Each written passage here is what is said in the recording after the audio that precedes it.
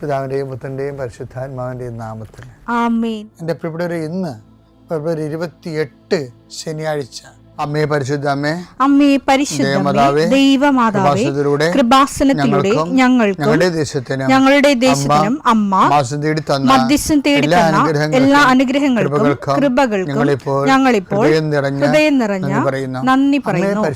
അമ്മേ പരിശുദ്ധമേ, ദൈവമാതാവേ, 2004 ഡിസംബർ 7 ഉച്ചകഴിഞ്ഞ് 2:30 കൃപാസനത്തിൽ സംഭവിച്ച അമ്മയുടെ പ്രത്യക്ഷപ്പെടലിനെ കുറിച്ച് തിരുസഭയ്ക്ക് സമർപ്പിച്ചിരിക്കുന്ന പഠനരേഖകളുടെ മേൽ സഭാത്മകമായ പഠനം ആരംഭിക്കുവാൻ ഞങ്ങൾ പ്രാർത്ഥിക്കുന്നു. അമ്മേ പരിശുദ്ധമേ, ഭൂസ്വർലോകങ്ങളുടെ രാജ്ഞിയായ അങ്ങേയ്ക്ക് ഭൗമസംരക്ഷണത്തിനായി പ്രപഞ്ചപ്രകൃതിയെ തന്നെ തിരുസഭ പ്രതിഷ്ഠിക്കുവാൻ ഈ പ്രത്യക്ഷീകരണം വഴി ഇടയാക്കണമേ. പരിശുദ്ധമേ, ജപമാല മാതാവേ, സകല കൃപാസനം പ്രാർത്ഥനയോടും ചേർത്ത് ഞങ്ങളിപ്പോൾ പ്രാർത്ഥിക്കുന്ന ഈ കുടുംബത്തിന്റെ പ്രത്യേക നിയോഗം പറ മക്കളെ.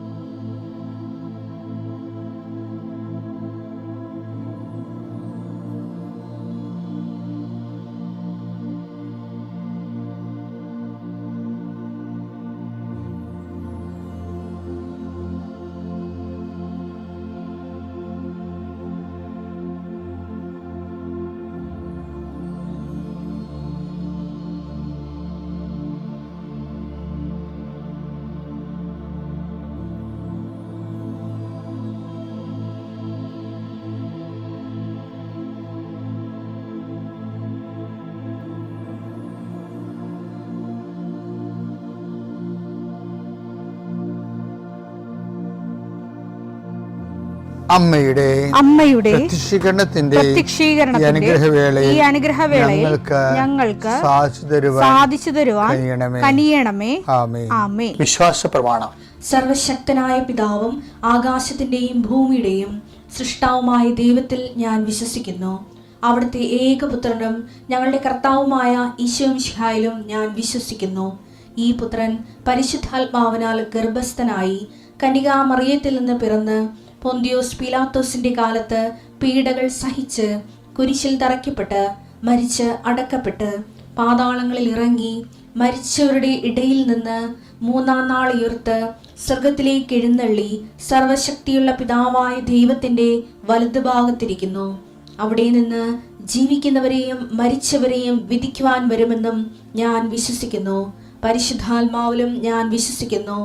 വിശുദ്ധ കത്തോലിക്കാ സഭയിലും പുണ്യവാന്മാരുടെ ഐക്യത്തിലും പാപങ്ങളുടെ മോചനത്തിലും ശരീരത്തിന്റെ ഉയർപ്പിലും നിത്യമായ ജീവിതത്തിലും ഞാൻ വിശ്വസിക്കുന്നു. ആമേൻ.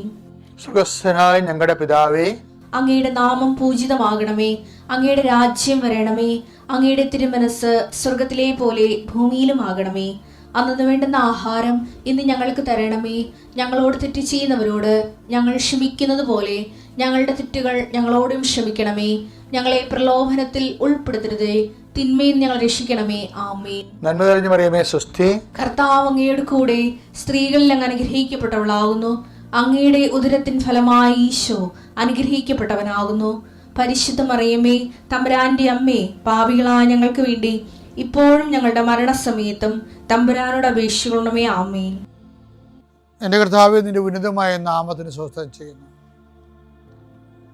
കർത്താവ്, രേഖകളെ സംബന്ധിച്ച് പ്രാർത്ഥിക്കണം. ഈശോയെ,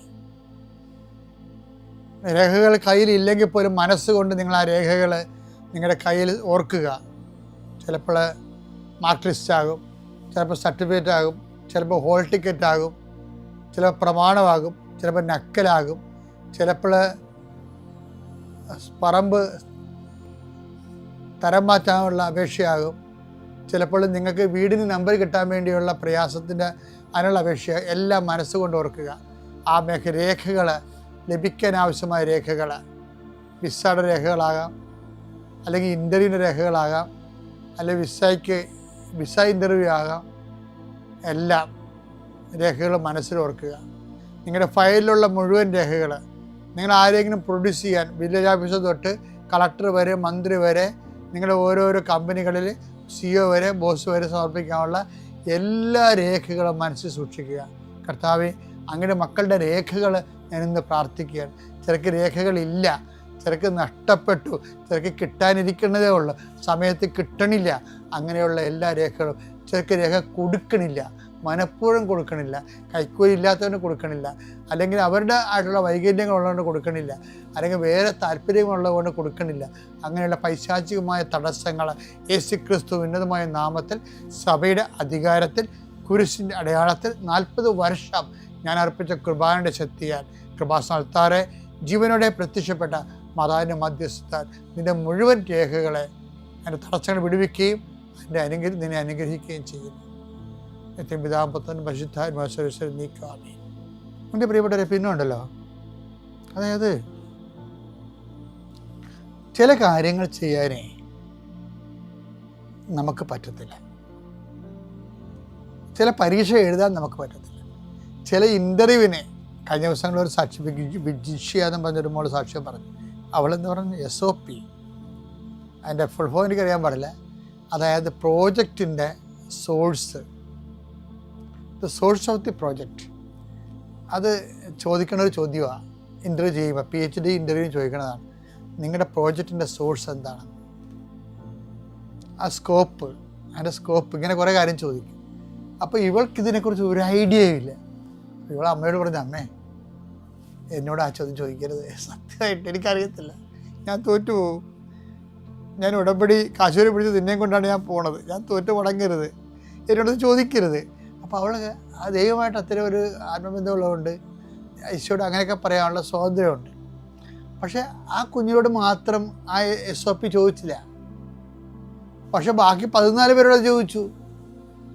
അപ്പോൾ ദൈവത്തിന് വേണമെങ്കിൽ ഈ നമ്മൾക്ക് എടുത്ത പൊങ്ങാത്ത കാര്യം ദൈവം ഏറ്റെടുത്ത് നടത്തും. അതുകൊണ്ട് ഈശോ അതിനു വേണ്ടി, ഈശോക്ക് അതങ്ങനെ കുറേ അനുഭവങ്ങളുണ്ട്. അതുകൊണ്ട് ഈശോയാണ് ആ അവസ്ഥ, ആത്മീയ അവസ്ഥ കണ്ടുപിടിച്ചത്. എന്താ പറഞ്ഞത്? ഈശോ വളരെ സൂക്ഷ്മതയോട് കണ്ടുപിടിച്ച ഒരു ദൈവികമായ രഹസ്യമാണത്. എന്താണ്?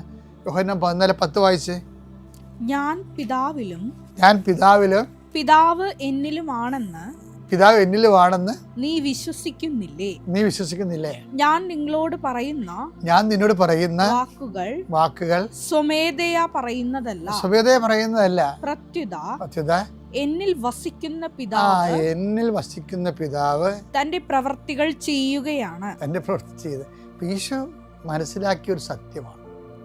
മനുഷ്യാവതാരത്തിന് പരിമിതികളുണ്ട്, അറിയാമല്ലോ നിങ്ങൾക്ക്. ആ പരിമിതികളിൽ നിന്ന് ആ പരിമിതി അപ്പുറത്തുള്ള കാര്യങ്ങളാണ് ഈശോ ചെയ്യണതില്ല.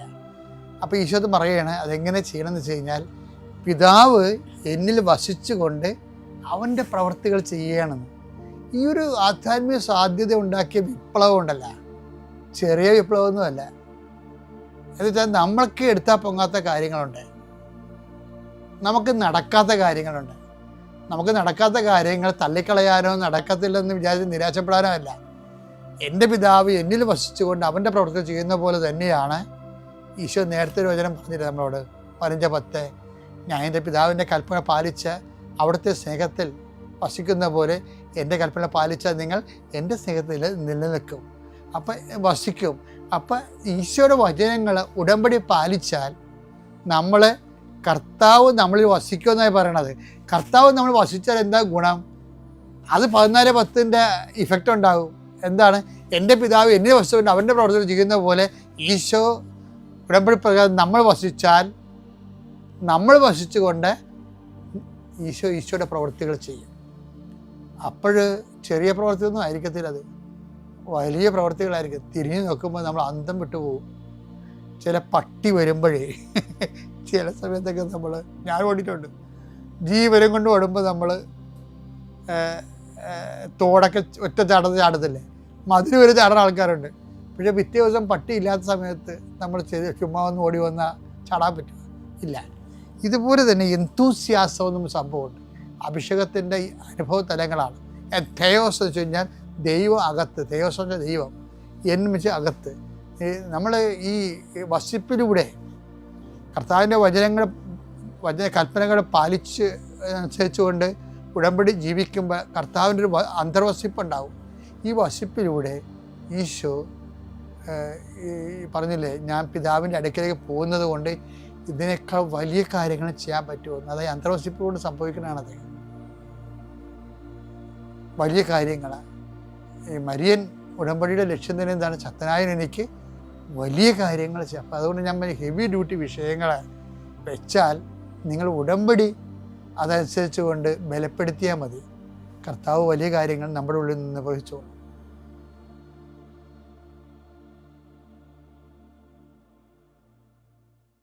അത്യപൂർവ ദൈവാനുഭവങ്ങൾ ഇനി നിങ്ങൾക്കും സ്വന്തം. ഈ യൂട്യൂബ് ചാനൽ ഇതുവരെ സബ്സ്ക്രൈബ് ചെയ്തിട്ടില്ലെങ്കിൽ ഇപ്പോൾ തന്നെ സബ്സ്ക്രൈബ് ചെയ്യുക. ഈ വീഡിയോ ഇപ്പോൾ തന്നെ നിങ്ങളുടെ സുഹൃത്തുക്കൾക്ക് ഷെയർ ചെയ്തുകൊണ്ട് കർത്താവിൻ്റെ പ്രേക്ഷിതരാകുക.